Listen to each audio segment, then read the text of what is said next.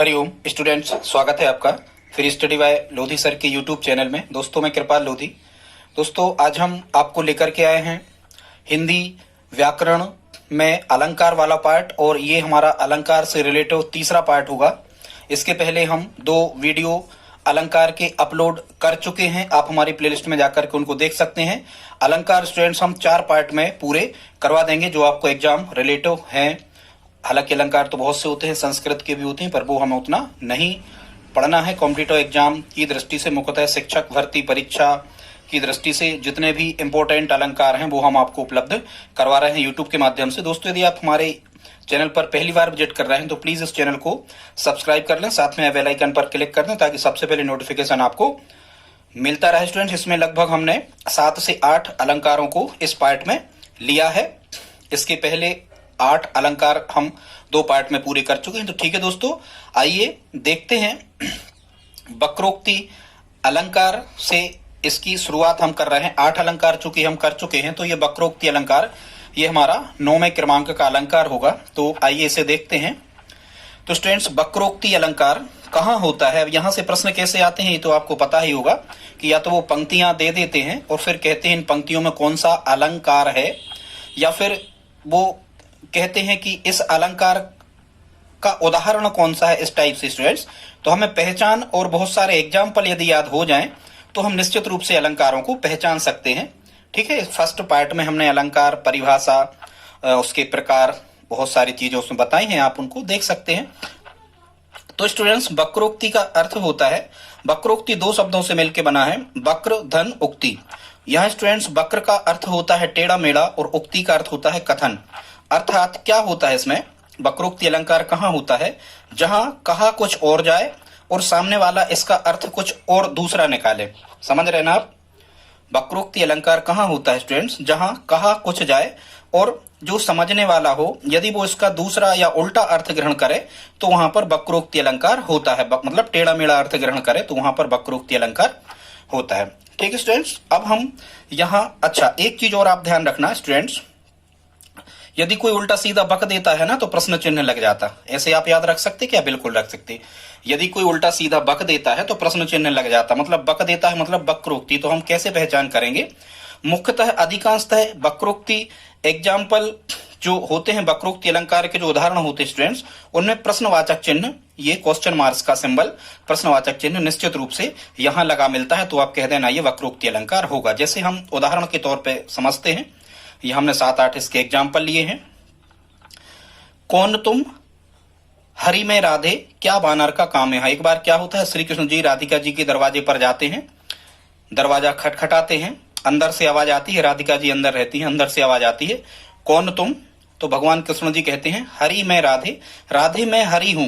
अब अंदर से आवाज फिर से आती है क्या वानर का काम। यहाँ क्योंकि हरि का अर्थ होता है बानर, तो वो अपने आप को भगवान कृष्ण जी हरि बताते हैं, लेकिन राधिका जी उस हरि का दूसरा अर्थ ही समझती हैं, वो उस हरि का अर्थ बानर से लगा लेती हैं। तो कह रही हैं अंदर से कि क्या बानर का काम यहाँ, कौन तुम हरि में राधे, क्या बानर का काम यहाँ। तो स्टूडेंट्स आप समझ रहे हैं, यहाँ 2 क्वेश्चन मार्क हैं, कौन तुम और एक यहाँ है, तो यहाँ वक्रोक्ति अलंकार होगा। एक बार भगवान कृष्ण फिर राधिका जी के दरवाजे पे जाते हैं, दरवाजा खटखटाते हैं, फिर से अंदर से आवाज आती है, राधिका जी पूछती हैं कौन तुम। अगली बार भगवान श्री कृष्ण कहते हैं घनश्याम हम। अगली बार भगवान कृष्ण अपने आप को घनश्याम बताते हैं। ठीक है, घनश्याम बताते हैं। तो अंदर से आवाज आती है तो बरसों कित जाई, मतलब राधिका जी फिर उसका उल्टा दूसरा ही अर्थ ग्रहण करती हैं घनश्याम का। घनश्याम का अर्थ वो लगाती हैं बरसने वाले बादलों को हम घनश्याम कहते हैं, काले बादलों को हम घनश्याम कहते हैं।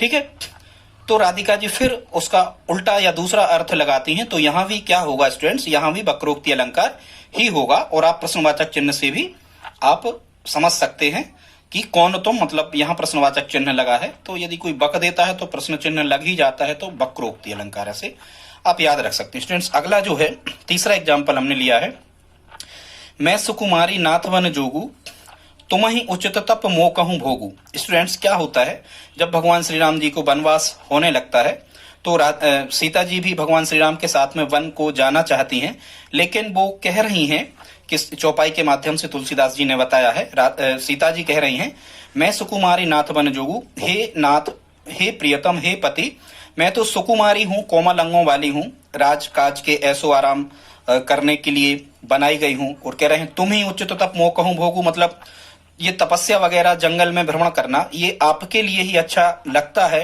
मोह कहूँ भोगू, भोगू मतलब भोग विलास ऐसो आराम, मेरे लिए तो राजकाज के ऐसो आराम सुख संपदाएं मेरे लिए बनाई गई हैं, मैं इन्हीं का भोग करूंगी। जबकि वास्तव में यहाँ पर जो सीता जी हैं वो उल्टा ही कह रही हैं, यहाँ कह कुछ रही हैं जबकि इसका वास्तविक अर्थ कुछ और है स्टूडेंट्स। क्योंकि वास्तव में सीता जी स्वयं भगवान श्री राम के साथ में वन को जाना चाह रही हैं, लेकिन इस लाइन से ऐसा लगता है कि वो वन को नहीं जाना चाह रही, इसलिए इसका उल्टा अर्थ निकलता है, इसलिए यहाँ पर वक्रोक्ति अलंकार होगा। अगला एग्जाम्पल स्टूडेंट्स, माँ मंदिर में है। किसी ने पूछा है कि आपकी माँ कहाँ है। किसी रिश्तेदार ने किसी बच्चे से पूछा आपकी माँ कहाँ है, उसने उसका उल्टा अर्थ समझा, माँ तो घर में ही थी। उसकी माँ मतलब माता, उसकी माँ तो घर में ही थी, लेकिन बच्चे ने उल्टा अर्थ समझा और आंसर दिया है माँ मंदिर में है। तो स्टूडेंट्स यहाँ भी वक्रोक्ति अलंकार होगा, कहा कुछ है समझा कुछ और जा रहा, कहीं पर निगाहें कहीं पर निशान। स्टूडेंट्स ऐसे अलंकारों उदाहरण में निश्चित रूप से वक्रोक्ति अलंकार ही होता है। अगला है यहाँ पर अगला एग्जाम्पल, कहाँ है मेरा लाल। पहली बात तो ये कि क्वेश्चन मार्क लगा तो यहाँ पर वक्रोक्ति अलंकार होगा। ठीक है, कोई कह रहा है कहाँ है मेरा लाल। स्टूडेंट्स यहाँ लाल का मतलब कोई गहना है, श्रृंगार करने की कोई वस्तु है, लेकिन सामने वाला कोई व्यक्ति समझ रहा है कि कहाँ है मेरा लाल मतलब मेरे पुत्र की चर्चा यहाँ पर हो रही है, तो उल्टा अर्थ समझा जा रहा है, इसलिए यहाँ भी वक्रोक्ति अलंकार होगा। अगला छठवां एग्जाम्पल यहाँ पर है, पशुपाल कहाँ सजनी जमुना तट धेनु चराए रहोरी। पशुपाल कहाँ सजनी जमुना तट धेनु चराए रहोरी, तो यहाँ क्वेश्चन मार्क लगा स्टूडेंट, इसलिए वक्रोक्ति अलंकार होगा। वैसे अर्थ क्या है, पशुपाल कहाँ सजनी, पशुपाल मतलब होता है भगवान शिव को पशुपाल कहा जाता है, लेकिन जब पार्वती जी से पूछा जाता है कि पशुपाल कहाँ सजनी मतलब शिव भगवान कहाँ है, ठीक है, तो वहां से उत्तर क्या मिलता है हमें, जमुना तट धेनु चराए रहोरी, मतलब वो उसका उल्टा अर्थ समझती हैं। पशुपाल का अर्थ यहाँ भगवान श्री कृष्ण से ले लेती हैं और कहती हैं कि जमुना तट धेनु चराए रहोरी मतलब वो तो यमुना तट पे धेनु मतलब गाय चरा रहे होंगे। तो यहाँ कहाँ कहा गया है शंकर जी के बारे में, सामने वाला अर्थ समझ रहा है भगवान श्री कृष्ण के बारे में, इसलिए यहाँ पर वक्रोक्ति अलंकार होगा। अगला सातवां एग्जाम्पल स्टूडेंट्स कह रहे हैं, एक कबूतर देख हाथ में पूछा कहाँ अपर है, उसने कहा अपर कैसा। देखो यहाँ क्वेश्चन मार्क लगा, यहाँ भी लगा, पूछा कहाँ अपर है मतलब वक्रोक्ति होगा, ये बात तो तय हो गई। एक कबूतर देख हाथ में पूछा कहाँ अपर है, उसने कहा अपर कैसा, वह उड़ गया सपर है। जैसा कि आपने सुना होगा शाहजहां की बेगम का नाम था मुमताज, इनके यहाँ कबूतरों का एक जोड़ा था जिसे जो शाहजहां जो है बहुत प्रेम करते थे उन कबूतरों से। तो एक बार क्या हुआ कि रानी ने मुमताज बेगम ने एक कबूतर को उड़ा दिया, वो उसे कैद में पिंजरे की कैद में नहीं देखना चाहती थी, उन्होंने एक कबूतर को उड़ा दिया। तो एक कबूतर देखा हाथ में पूछा कहाँ पर है, मतलब जब शाहजहां ने एक कबूतर को देखा रानी के हाथ में तो पूछा कहाँ पर है। यह स्टूडेंट्स उनने ये पूछा था, अपर का मतलब होता है यहाँ दूसरा, क्या होता है, अपर का मतलब होता है यहाँ का दूसरा कबूतर कहाँ है। लेकिन मुमताज ने कहा, उसने कहा अपर कैसा, वह उड़ गया सपर है, मतलब उनने सपर का अर्थ लगा लिया कि बिना परों वाला मतलब बिना पंखों वाला। तो उनने दूसरा कबूतर भी उड़ा दिया और बोली कि वह उड़ गया सपर है, वह तो इसी के समान पंखों वाला था सपर मतलब, इसलिए वो उड़ गया है। तो वहां पूछा है दूसरे के बारे में, ठीक है, और यहाँ वो अपर का अर्थ ले रही हैं किसके बारे में, कि वो पंख नहीं थे उसमें, आप समझ रहे होंगे। तो स्टूडेंट्स यहाँ भी वक्रोक्ति अलंकार होगा। आठवां यहाँ पर लिखा है, कह अंगद सलज्ज जग माही रावण तोहु समान को नाही। जब अंगद जी रावण की राज्यसभा में जाते हैं संधि करने के लिए, भगवान श्री राम दूत बनाकर वहां पर भेजते हैं, तो अंगद रावण से कह रहा है, कह अंगद सलज्ज जग माही, कि हे रावण आपके जैसा तो इस जग में कोई भी नहीं है, रावण तो समान को नहीं, मतलब रावण तेरे जैसा तो इस संसार में कोई नहीं है। लेकिन वास्तव में इसका यदि अर्थ निकाला जाए तो जो अंगद हैं वो रावण की प्रशंसा नहीं कर रहे हैं, रावण की कटाई ही यहाँ पर हो रही है, इसलिए कहा कुछ जा रहा है जबकि वास्तव में अर्थ कुछ और है, मतलब उल्टा उल्टा यदि बोला जाए स्टूडेंट्स तो यहाँ पर वक्रोक्ति अलंकार होता है। अगला स्टूडेंट्स यहाँ हमने 10 एग्जाम्पल लिए हैं, पर्याप्त हैं। आप और भी एग्जाम्पल को सिलेक्ट कर लें, और भी एग्जाम्पल आप कलेक्ट कर लें, इकट्ठे करके अपने नोट्स आप बनाते जाएं, इनके भी आप नोट्स बना लें। ज्यादा से ज्यादा स्टूडेंट्स आप उदाहरण के नोट्स बनाने की तैयारी करें, तब आप अलंकार वाले क्वेश्चन को आसानी से हल कर पा रहे होंगे।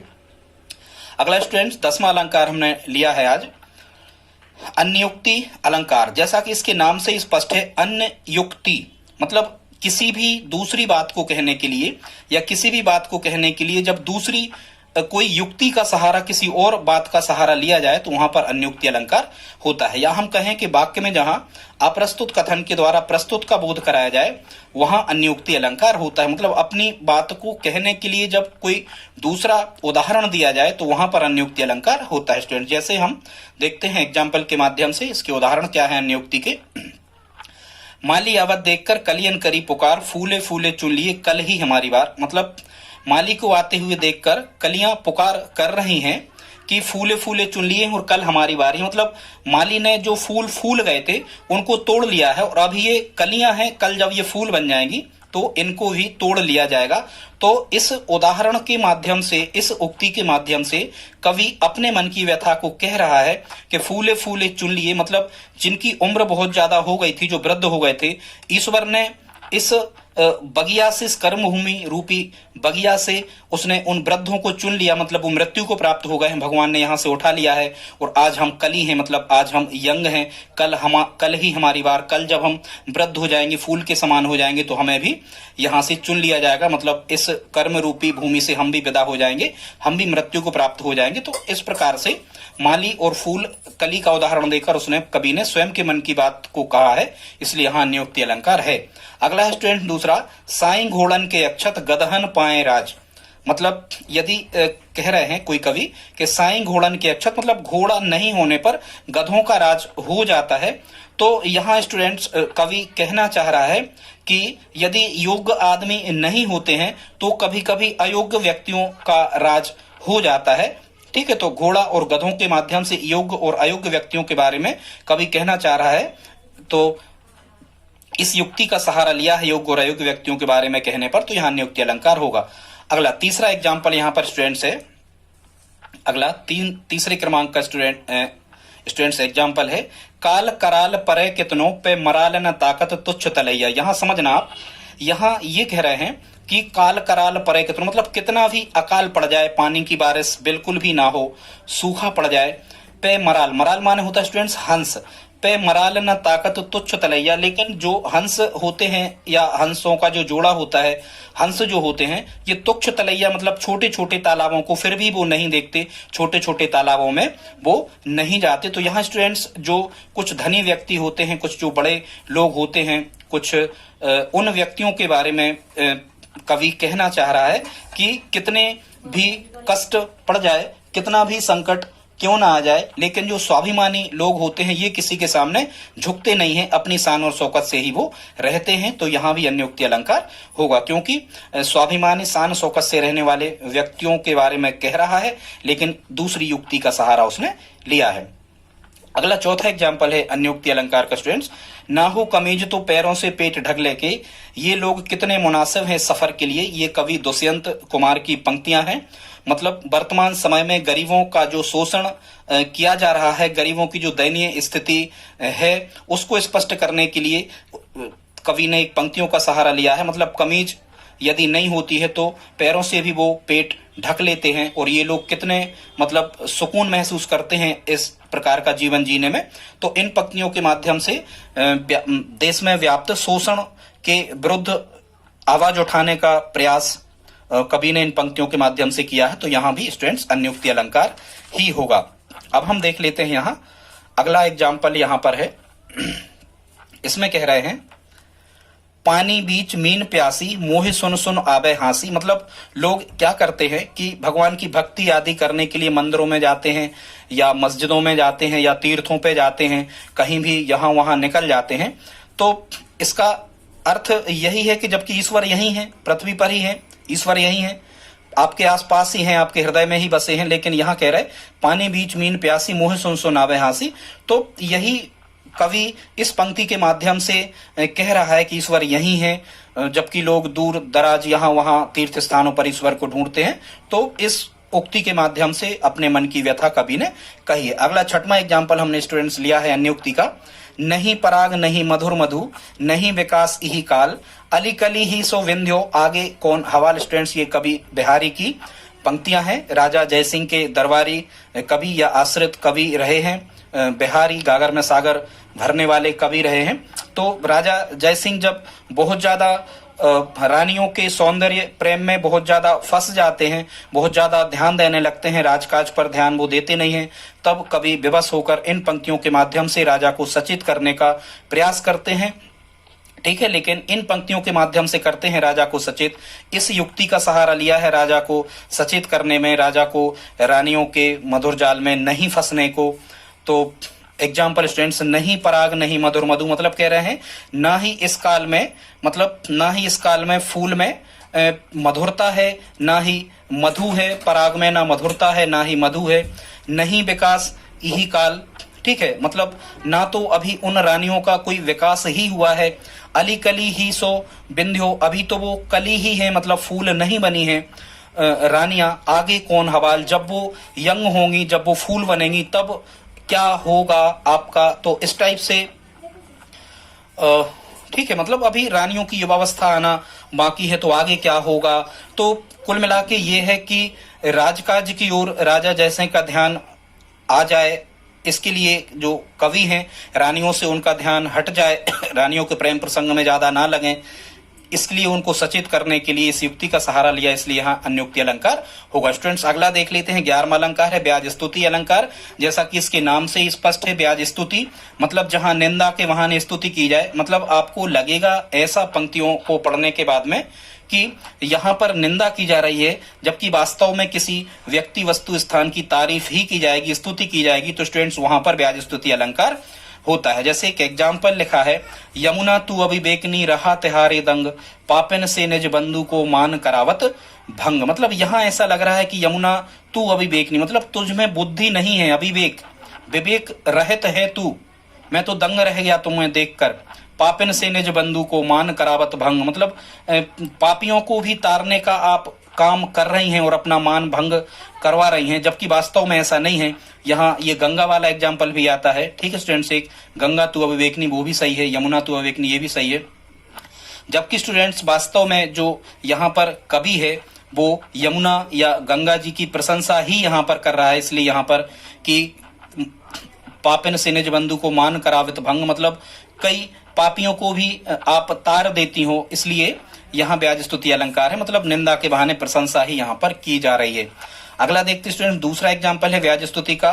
मन क्रम वचनों में अर्चना जो तुम्हारी निस्तिन करते हैं, श्याम हाथू उन्हीं की जन्म जन्म की देह को छीन लेता, ऐ नटवर तेरे ढंग हैं ना अच्छे। मतलब वो कह रहे हैं कि ये नटवर तेरे ढंग ये ना अच्छे, मतलब ये अच्छे नहीं हैं आपके ढंग, कि जो आप देह देते हो, शरीर जो देते हो इसको छीन लेते हो। भले व्यक्ति तुम्हारी आराधना दिन रात करते हैं, मतलब तुम मृत्यु दे देते हो, मृत्यु को प्राप्त कर देते हो, शरीर को छीन लेते हो।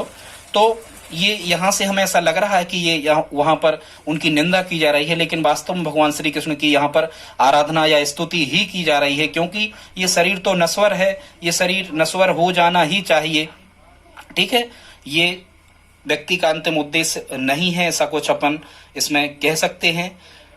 लेकिन जो निस्दिन आराधना करते हैं उनको जन्म जन्मांतर से भगवान मुक्त कर देते हैं, इसलिए यहाँ पर ब्याज स्तुति अलंकार है, भगवान कृष्ण की प्रशंसा ही की जा रही है। अगला है स्टूडेंट्स 12 नंबर पे, यहाँ ब्याज निंदा अलंकार। मतलब ऐसा लगता है जहाँ प्रशंसा के बहाने किसी की निंदा की जाए, आपको कथन से ऐसा लगेगा, वाक्यांश से ऐसा लगेगा कि प्रशंसा हो रही है, लेकिन वास्तव में कटाई कोबड़ाई या निंदा की जा रही होती है।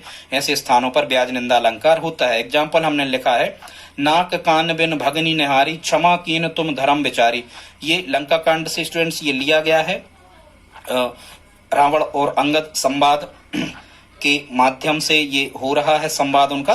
तो जब रावण शूर्पणखा को देखता है तो भगवान राम लक्ष्मण को कुछ नहीं कह पाता है उस समय तुरंत में। तो अंगद कह रहे हैं कि नाक कान बिन भगनी निहारी, क्षमा कीन तुम धर्म विचारी। मतलब तुमने उनको इसके बाद भी क्षमा कर दिया, तो आप तो बहुत ज्यादा धर्म पर विचार करने वाले व्यक्ति हो। लेकिन वास्तव में यहाँ हमें लग रहा है कि रावण की प्रशंसा की जा रही है, लेकिन वास्तव में रावण की निंदा या कटाई ही की जा रही है, इसलिए यहाँ पर ब्याज निंदा अलंकार होगा। अंगद के द्वारा रावण की यहाँ पर कटाई की जा रही है, जबकि लग रहा है कि प्रशंसा की जा रही है। तो यहाँ रावण की निंदा की जा रही है कि आप तो बड़े क्षमाशील हो, ठीक है, इसलिए तुमने धर्म का विचार करके राम लक्ष्मण को छोड़ दिया। तो यहाँ ब्याज निंदा अलंकार स्टूडेंट, ठीक है। सेकंड है फिर, घूमता समय किंतु तुम ज्यों के त्यों खड़े, फिर भी अभी तक जी रहे हो, वीर हो निश्चय बड़े। मतलब समय बदल रहा है लेकिन तुमने कोई तरक्की नहीं की, तुम ज्यों के त्यों खड़े हो, जहां थे जितना आपके पास था उतना ही है, आपने कोई उन्नति प्रोग्रेस आपने नहीं की, फिर भी जी रहे हो। मतलब लग रहा कि अरे बहुत, फिर भी जी रहे हो, वीर हो निश्चय बड़े। मतलब आप, ऐसा लग रहा है कि यहाँ आपकी प्रशंसा हो रही, लेकिन वास्तव में आपकी निंदा ही हो रही है कि आपने कुछ नहीं किया, आप अयोग्य व्यक्ति हो, आप निष्क्रिय व्यक्ति हो, इसलिए यहाँ पर निंदा हो रही है वास्तव में। तो ब्याज निंदा अलंकार है। अगला एग्जाम्पल लिया है हमने, कह रहे हैं सेमर तेरो भाग्य है, कहाँ सरा हो जाए, पक्षी करी फल आस जो नित्य प्रति से वहीं आए। मतलब सेमर आपने देखा होगा, सेमर पर केवल फूल लगते हैं, ना तो सेमर के वृक्ष की छाया होती है, ना उसमें फल लगते हैं।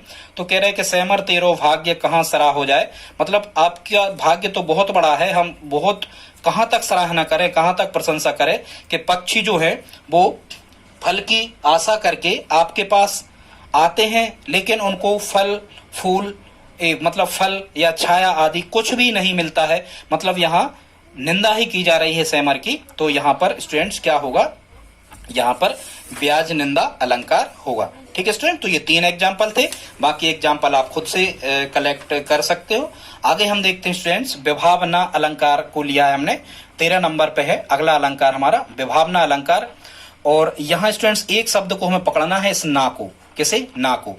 विभावना मतलब ऐसी जगह पर विभावना अलंकार होता है जहां कारण के बिना ही कार्य होने का बोध हो। मतलब कारण कुछ है नहीं, कारण कुछ है नहीं लेकिन कार्य हो रहा है स्टूडेंट्स, तो ऐसी जगह विभावना अलंकार होता है। और विभावना अलंकार की एक और इंपॉर्टेंट पहचान है, विभावना अलंकार में ये शब्द आते हैं बिना, बिनु और रहित। ये 3 शब्द याद कर लो, यदि किसी काव्यांश में ये 3 शब्द बिना, बिनु या रहित मिलते हैं तो वहां पर विभावना अलंकार होता है। समझ रहे हैं आप, ये बी से यहाँ भी बी है और यहाँ भी बी, इन सब में है बिना, बिनु, इन्हीं का अर्थ होता है रहित। समझ रहे, कारण के बिना कार्य का होना पाया जाए वहां विभावना अलंकार स्टूडेंट्स होता है। एग्जाम्पल है, बिनु पद चले सुने विनु काना, कर विनु कर्म करे विधि नाना, आनन रहत सकल रस भोगी, बिनु मानी बक्ता बड़ जोगी। तो यहाँ आप देख रहे हो बिनु लिखा है, 2 बार लिखा है, 3 बार लिखा, 4 बार लिखा, समझ रहे आप। तो यहाँ पर विभावना अलंकार होगा। मतलब जिस पर ईश्वर की कृपा हो जाती है, जिस पर ब्रह्मा जी की कृपा हो जाती है, नारायण का आशीर्वाद जिस पर होता है, तो वो बिना पांव के चलने लगता है, बिना कान के सुनता है, बिना हाथों के कर्म कर देता है, ठीक है, और बिना सिर के भी सकल का मतलब सुंदरता को वो देख लेता है। और जो जोगी व्यक्ति होते हैं वो बिना वाणी मतलब ईश्वर के भक्त जो होते हैं बिना आवाज के वो अपनी बात को भी कह सकते हैं। तो ये केवल ईश्वर की कृपा से ही संभव हो सकता है, ऐसा इसमें कहा गया है। तो यहाँ विभावना अलंकार है, मतलब है कुछ नहीं लेकिन काम सब हो रहा है, इस टाइप से। फिर स्टूडेंट दूसरा एग्जाम्पल हमने लिया है, कह रहे हैं निंदक नीरे राखी आंगन कुटी छपाए, बिन पानी साबुन बिना निर्मल करे स्वभाव। मतलब निंदकों को पास ही रखना चाहिए, क्योंकि आपकी निंदा करते हैं, आपकी कटाई को बड़ाई करते हैं, तो ये आपके स्वभाव को निर्मल कर देते हैं, आपका स्वभाव अच्छा होने लगता है। तो यहाँ भी मतलब कह रहे हैं कि बिन पानी साबुन बिना, मतलब निर्मल होने के लिए तो साबुन पानी चाहिए, लेकिन बिना ही उसके आपका स्वभाव निर्मल हो जाता है। तो यहाँ विभावना अलंकार होगा, क्योंकि कारण के बिना ही कार्य हो रहा है। तीसरा एग्जाम्पल स्टूडेंट्स लिखा है, नाचे अचानक हो रहे, नाचे अचानक हो रहे, बिन पावस बन मोर। पावस मतलब स्टूडेंट्स होता है कि बरसात आने के समय को, जब बरसात आती है उसको हम पावस कहते हैं। तो कह रहे हैं कि जो मोर है वो बिना बरसात के ही नाचने को तैयार हो रहा है। तो यदि बिना बरसात के, जबकि बरसात आती है तभी मोर नाचता है, तो बिन पावस बन मोर, बिना बरसात के ही यदि मोर नाच रहा है तो स्टूडेंट्स यहाँ कारण के बिना ही कार्य हो रहा है, तो विभावना अलंकार होगा। स्टूडेंट्स विभावना का यदि आपसे कभी पूछा जाए कि विभावना का उल्टा या विभावना का विपरीत अलंकार क्या होता है स्टूडेंट, तो ध्यान रखना विभावना का विपरीत अलंकार होता है विशेषोक्ति अलंकार। यहाँ क्या होता है विशेषोक्ति अलंकार में कि कारण होने पर भी कार्य न होने का बोध हो। मतलब कारण तो होता है लेकिन कारण होने के बाद भी यदि कार्य न हो रहा हो, ऐसा बोध किसी वाक्यांश रचना में होता है स्टूडेंट, तो वहां पर विशेषोक्ति अलंकार होता है। एग्जाम्पल हमने लिए हैं, देखो दो धूम एक बरसते, मैं प्यासी की प्यासी। मतलब कोई नायिका कह रही है किसी अपनी सहेली से, किसी सखी से कि देखो दो दो मेघ बरसते, मतलब एक तो प्रियतम के वियोग में आंसुओं की बारिश दिन रात हो रही है और बरसात में पानी भी बरस रहा है, लेकिन मेरी प्यास नहीं बुझ पा रही है। मतलब देखो कि कारण तो है, दो दो मेघ बरस रहा है, लेकिन कार्य नहीं हो रहा। भाई प्यास बुझ जाना चाहिए, लेकिन मैं प्यासी की प्यासी, माने लाइन कह रही कि मेरी प्यास नहीं बुझी, इसलिए स्टूडेंट्स यहाँ विशेषोक्ति अलंकार होगा, मतलब कारण होने पर भी कार्य नहीं हो रहा है। अगला दूसरा इसी प्रकार का एग्जाम्पल है नायक नायिका के प्रेम संवाद वाला। कह रही है नायिका, नीर भरे नित प्रति रहे तऊ ना प्यास बुझाए। मतलब आंखों में नीर, मतलब पानी तो भरा रहता है, लेकिन प्यास नहीं बुझ पा रही है प्रियतम के वियोग में। तो यहाँ भी नीर तो है, लेकिन प्यास नहीं बुझ रही, पानी होने के बाद भी प्यास नहीं बुझ रही, कारण होने पर भी कार्य नहीं हो रहा। तो यह स्टूडेंट्स विशेषोक्ति अलंकार होगा। अगला एग्जाम्पल कह रहा है इसमें, पानी बीच मीन प्यासी मोही सुन सुन आबे हांसी। मतलब क्या पानी के बीच तो मीन, मतलब मछली को प्यासा नहीं होना चाहिए, लेकिन पानी होने के बाद भी यदि प्यास नहीं बुझ पा रही है तो वहां पर क्या होगा, विशेषोक्ति अलंकार। मतलब कारण होने पर भी कार्य नहीं हो रहा तो विशेषोक्ति अलंकार। मुख्यतः देखो प्यास प्यास शब्द आ रहा है, कुछ लोग विशेष ही प्रकार का पानी पीते हैं ना, तो प्यास प्यास शब्द आ रहा तो विशेषोक्ति अलंकार। अगला स्टूडेंट चौथा इसका कह रहे हैं फूल ही फल ही न बेंत जदपि सुधावर सही जलद मूर्ख हृदय न चेत जो गुरु मिलहि बिरंची सम। मतलब कह रहे हैं कि जो बेंत होता है, बेंत मतलब हम कह सकते हैं कि बेंत सबने देखा होगा, गैती फावड़ा कुल्हाड़ी वगैरह में जो बेंत लगते हैं, सूखा बांस। तो कह रहे हैं वो ना तो फूलता है ना ही फलता है, जदपि सुधा वर्षा ही जलद, भले ही सुधा मतलब बरसात के रूप में अमृत की ही वर्षा क्यों ना हो जाए, लेकिन बेंत में कभी फूल और फल नहीं लग सकते। ठीक उसी प्रकार कह रहे हैं मूर्ख हृदय न चेत जो गुरु मिलहि बिरंची सम। मतलब कह रहे हैं कि हालांकि ये पहली वाली लाइन में है विशेषोक्ति अलंकार, दूसरी लाइन में, हाँ दूसरी लाइन में भी है, चलो ठीक।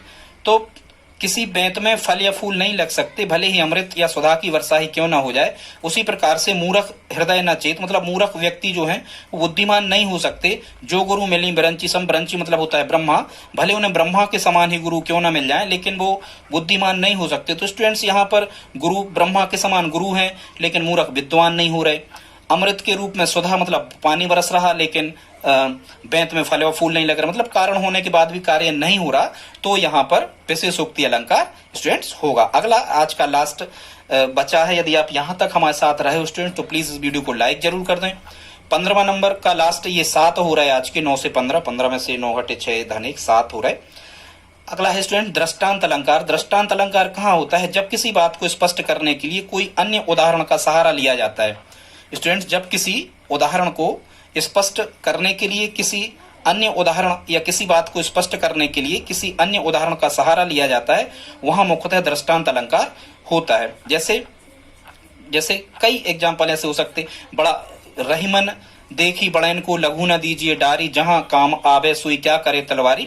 मतलब ये यहाँ पर सुई और तलवार का उदाहरण रहीम कवि ने दिया है। कह रहे हैं कि बड़ों से मित्रता हो जाने पर या बड़ों से प्रेम हो जाने पर छोटों को नहीं या गरीबों को नहीं त्याग देना चाहिए, क्योंकि जहां छोटी सुई काम आ जाती वहां तलवार कार्य नहीं करती। मतलब छोटों, मतलब क्या कह रहे हैं यहाँ, आप समझ रहे हो कि बड़ों को देखकर, बड़ों से मित्रता होने पर छोटों को नहीं त्यागना चाहिए। इस बात को सिद्ध करने के लिए यहाँ एक उदाहरण दिया गया है कि जहां काम आए सुई क्या करे तरवारी। तो आप समझ रहे होंगे ऐसी स्थिति में दृष्टांत अलंकार होता है। दूसरा स्टूडेंट्स कह रहे हैं, दूसरा कह रहा है एक म्यान में 2 तलवारें कभी नहीं रह सकती, किसी और पर प्रेम नारियां पति का क्या सह सकती। कई बार 2 अलंकार भी होते हैं स्टूडेंट्स एक ही उसमें, लेकिन कभी ऐसे एग्जाम्पल आते नहीं हैं जो आपको कंफ्यूजन क्रिएट करें। तो यहां भी वही कह रहे हैं कि जो स्त्रियां होती हैं ये अपने पति का दूसरी नारियों पर प्रेम कभी बर्दाश्त नहीं करती। ठीक उसी प्रकार जिस प्रकार एक म्यान में कभी 2 तलवारें नहीं रह सकती। तो स्टूडेंट्स यहाँ पति और पत्नी और के बीच में या पति अन्य नारियों से प्रेम नहीं कर सकता, इसको समझाने के लिए कवि ने एक म्यान में 2 तलवारें नहीं रह सकती इसका एग्जाम्पल दिया है, इसलिए यहाँ पर दृष्टांत अलंकार होगा। या हम कह सकते हैं बड़ा हुआ सो क्या हुआ, जैसे पिंड खजूर पंछी को छाया नहीं फल लागे अति दूर। मतलब पिंड खजूर के वृक्ष का उदाहरण देते हुए कवि यहाँ पर कह रहे हैं कि जो लोग धनी हैं, भले उनके पास सब कुछ है, लेकिन यदि वो दूसरों को छाया या दूसरों को आश्रय या दूसरों की मदद नहीं कर सकते तो उनकी तुलना हम जिस प्रकार से खजूर का वृक्ष होता है कि फल भी बहुत दूर लगे हैं, पंछी को छाया भी नहीं है, इस प्रकार का एग्जाम्पल यहाँ पर दिया है, इसलिए यहाँ पर दृष्टांत अलंकार होगा। स्टूडेंट्स, आज का वीडियो आपको कैसा लगा? यदि अच्छा लगा हो तो प्लीज, और यदि आप हमारी हेल्प करना चाहते हो तो प्लीज इस वीडियो को आप अपने स्टडी ग्रुप में दोस्तों के साथ में शेयर करें। ठीक है दोस्तों, मिलते हैं अगली वीडियो में, तब तक के लिए जय हिंद, जय भारत। चौथा वीडियो जल्दी आएगा।